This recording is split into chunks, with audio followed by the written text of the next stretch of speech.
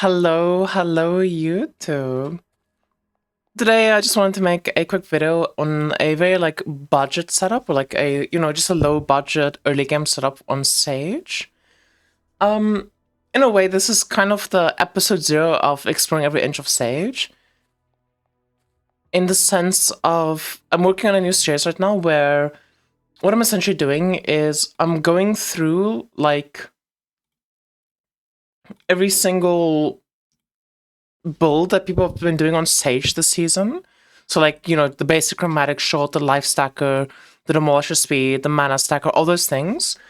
And kind of scaling those builds back a bit to a day 3, day 4 type standard. Maybe a day 5 standard, where it's full T1 gear, your core uniques for the build, some decent slates, some decent hero memories, but nothing super crazy, etc., etc. And kind of seeing how does each build perform at this lower budget level before it eventually reaches its final form of just being this absolute monster that just does all the content in the game. And I figured before I continue with that series and making those videos, I should probably just take a step even further back to that and be like, how the fuck is my gear gonna look day 1? What is your day 1 setup gonna look like on Sage? How much damage you're gonna have? And come up with a setup that can easily farm 8-1 and do juice to 8-1, so that you can actually start farming up the money you need to eventually have your day 3, day 4 setup. So with that in mind, this is the setup that I came up with.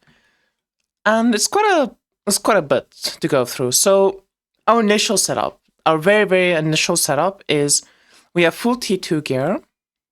We only have basic / cheap uniques. These are uniques that you could realistically get in the early game.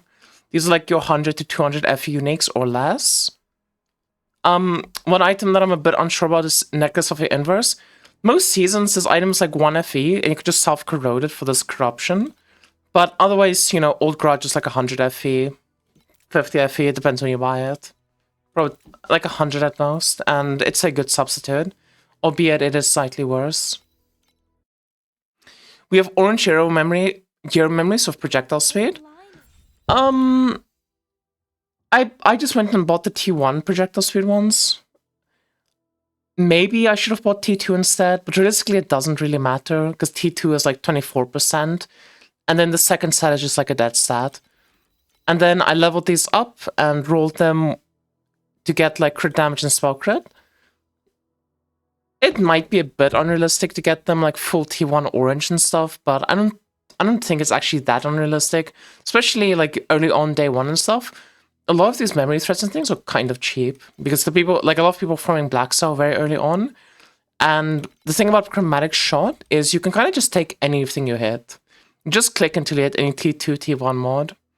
Most of these were just 5 to 10 clicks to get something.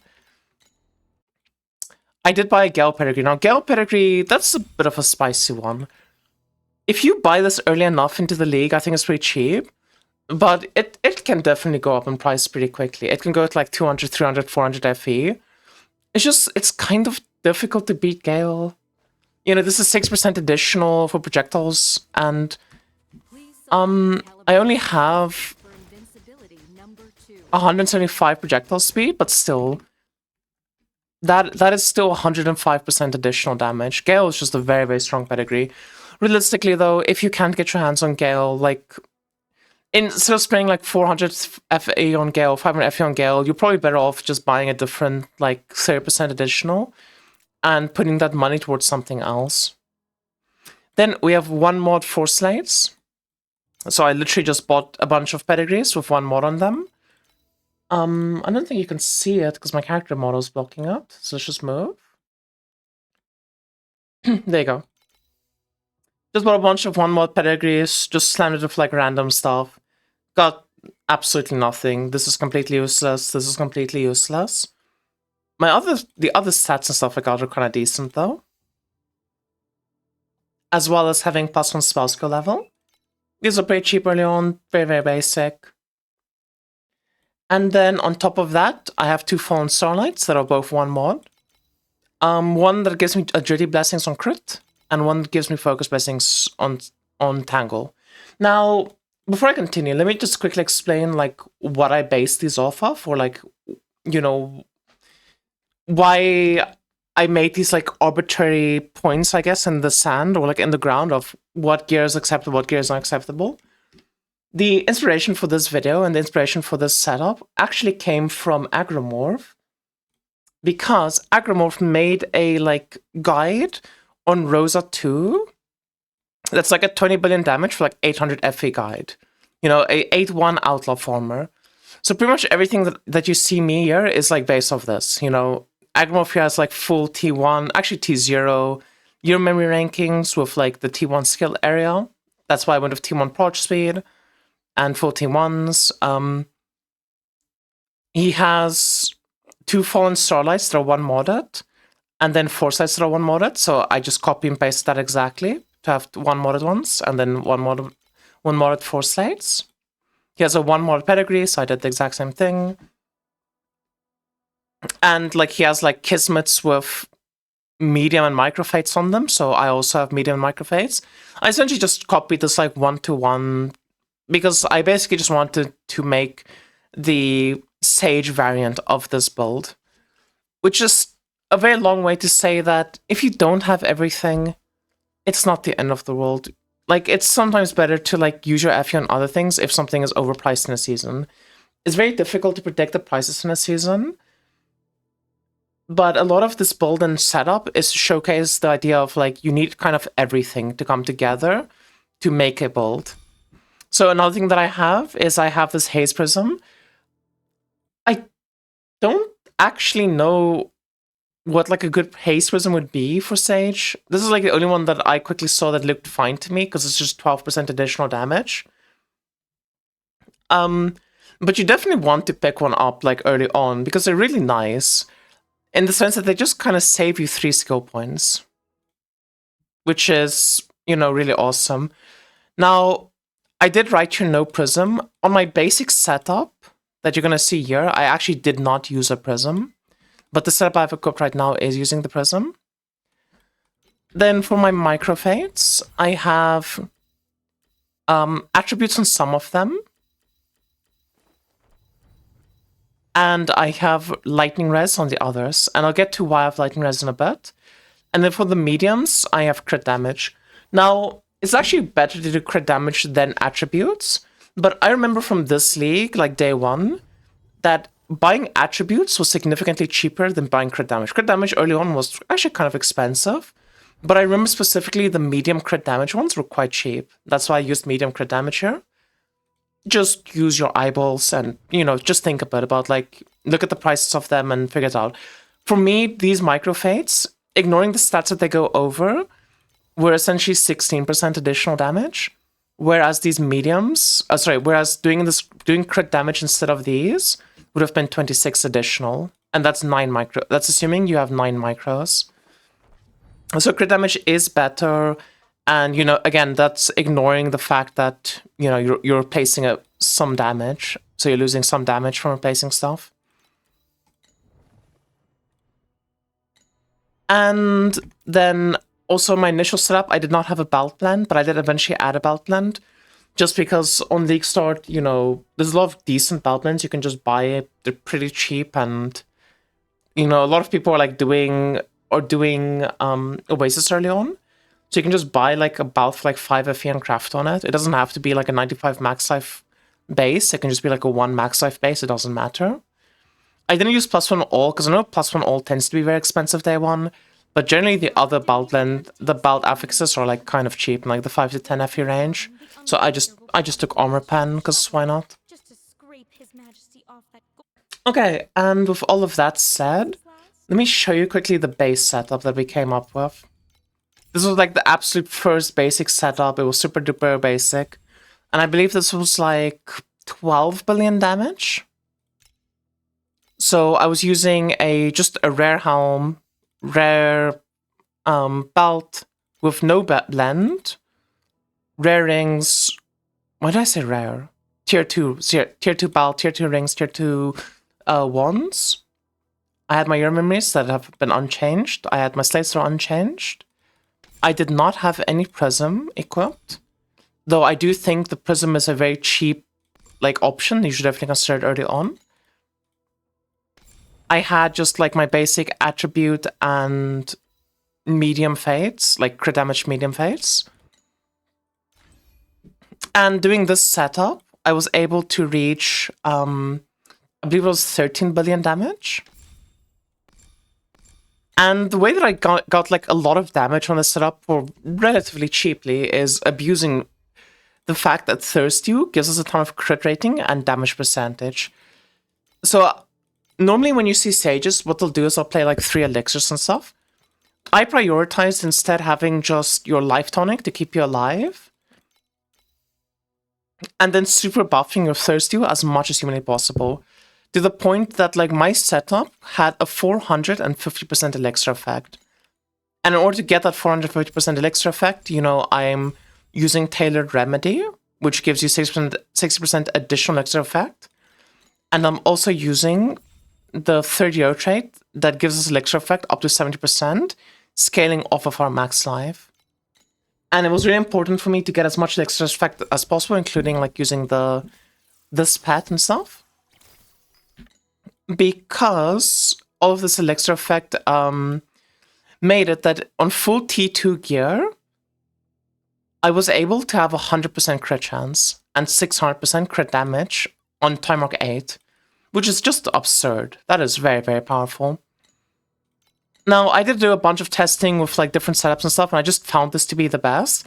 But because we're either way only using 2 elixir skills, I figured it would be worthwhile to include Blink into the build, which led me to eventually adding Blade Dancer Steps, which was relatively free to add because we weren't really using the boots for...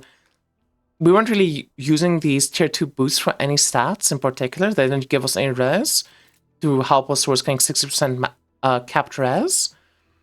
And just doing that, like adding the boots, adding a life tonic, adding a prism, adding a belt blending, all of these things, got us up to 15 billion damage.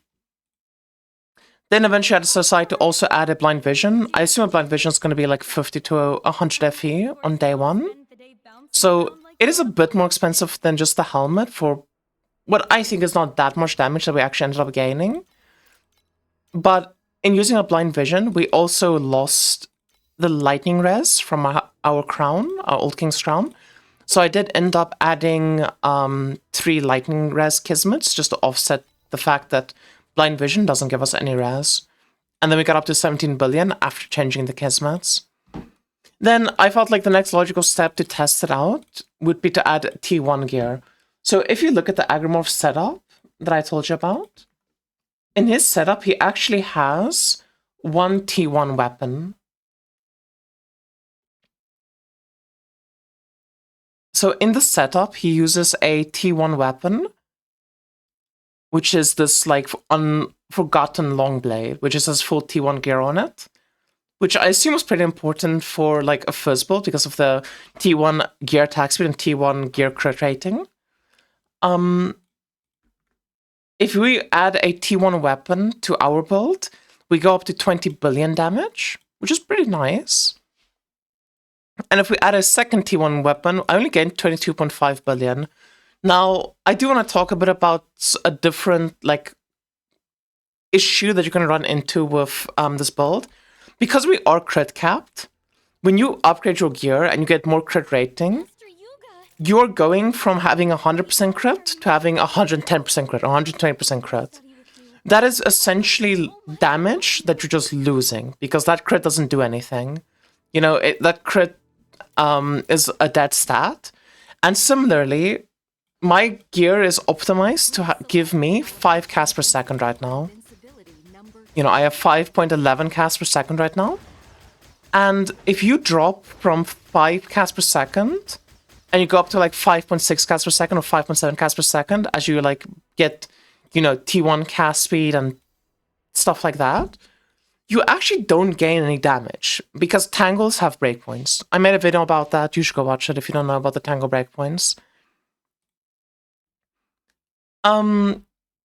So that was a bunch of stuff I tested.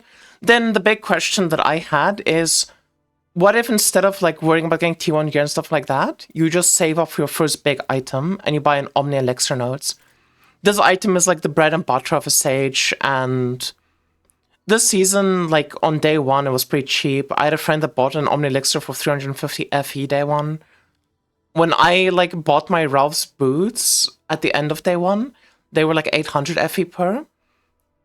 I think next season it's very unlikely they're going to be this cheap again, because the drop rate of them did get nerfed. I think they're going to be very expensive next season. So they might not be that realistic to get one like day one, day two, etc. But I still wanted to do some testing with it just in case it is viable. And even going back down to full T2 wands, just equipping an Omni Elixir nodes instantly takes you from 17 billion to 28.5 billion damage. This item is absolutely absurdly powerful for Sage, and it really is just a requirement to get on there as soon as possible. And then I did some final few tests where I like tried the Omni Elixir of T1 wand, 2 T1 wands, and again, Year had the same issue as I had above, where it's like, the reason my gain is not that much is because the crit and cast speed is basically dead stats on the T1 wand. And I didn't like adjust my talent tree for it, but realistically on Nixort, you would be adjusting your talent tree so that you're not wasting crit and you're not wasting cast speed. Then the final thing that I was curious about is, if you use Void Embarkment, it creates this very awkward and annoying issue, because the way that you want to get automation on Sage in the early game is through Energy Shield activation. When you have activation medium Energy Shield and you have no Energy Shield, it will just use all of your elixirs on cooldown as they like become available.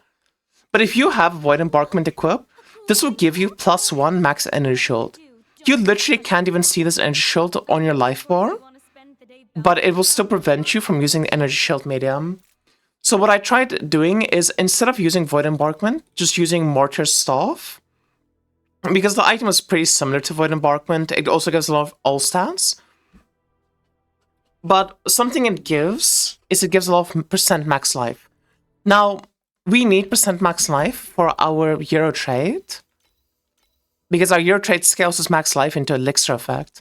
So by getting 58% max life, or whatever percent max life from your Mortar Staff, you're actually able to go into your talent tree and drop a lot of max life nodes and put it into other things. So what I personally did is I put 6 points into damage, and I put 6 points into Ellie Res, because I just didn't need that max life anymore.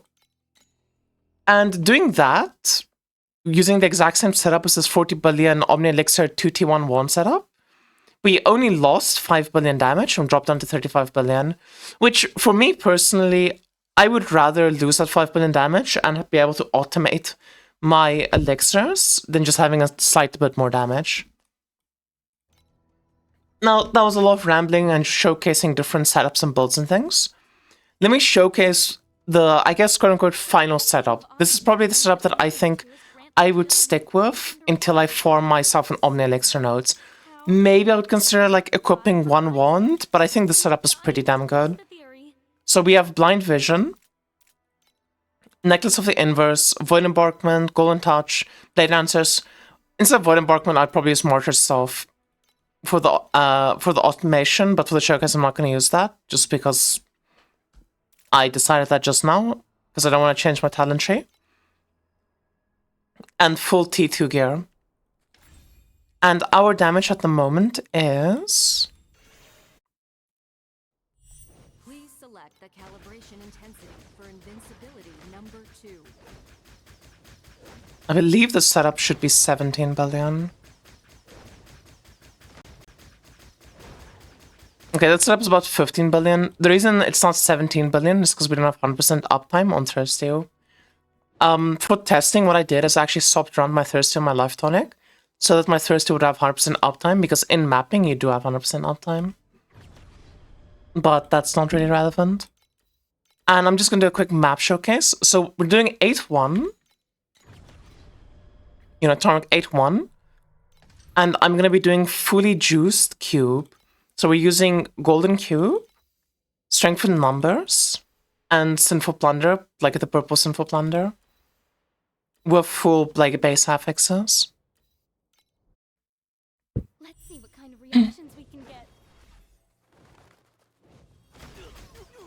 Now, something that's like really nice for Sage is even if you are like a bit Z DPS for the content that you're doing, you're just so tanky that it doesn't really matter all that much. You can just like take a bunch of hits in the face.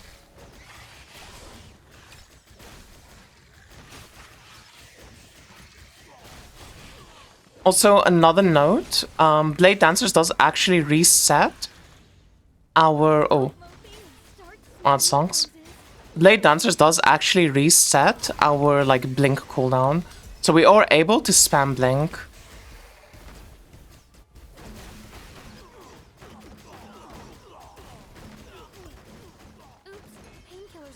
And this is also... So this is 8-1, right? I believe the Sinful Plunder is giving the mobs 70% additional life. The Orange Cube is giving the mobs, I think, 70% additional life. And the Strength in Numbers is giving them like 30% additional life. In its own bitter way. So it's pretty tough. It's like not easy at all.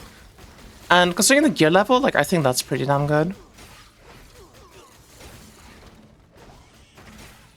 I am not remembering to use my Thirsty at all though, which is really bad. Because I'm losing a lot of damage by not using Thirsty on cooldown. But it is like very difficult for me to remember to just spam the button while I'm showcasing and talking. I tried like a bunch of different setups and things, and I just couldn't find like any setups really that came close or compared to just like doing the tailored remedy in different setup and only running 2 auras. And just like trying to min-max indifference damage. In theory, like off the beaten track should be about equal of indifference, but it's a bit like it's a lot of messing around, and at least at level 90 we just don't really have the skill points. I think eventually you will swap from indifference to off the beaten track. Like eventually you're going to do that swap, and then you need to put some points into Silt Mana compensation, unfortunately. But anyway, that's gonna be it from me, YouTube. I hope you enjoyed the video, and I hope this was informative. I guess just a closing thought is people are gonna be like, oh yeah, what about when Chromatic Shot gets nerfed? Again, you can just look at this number and be like, oh, Chromatic Shot got nerfed by this amount, so instead of 40 billion, this is now 30 billion. Like, it's very basic math to do on your own, and to understand on your own. But anyway, thank you so much for watching. I hope you have a lovely day further, and I'll see you all again next time. Bye-bye, YouTube. Bye-bye.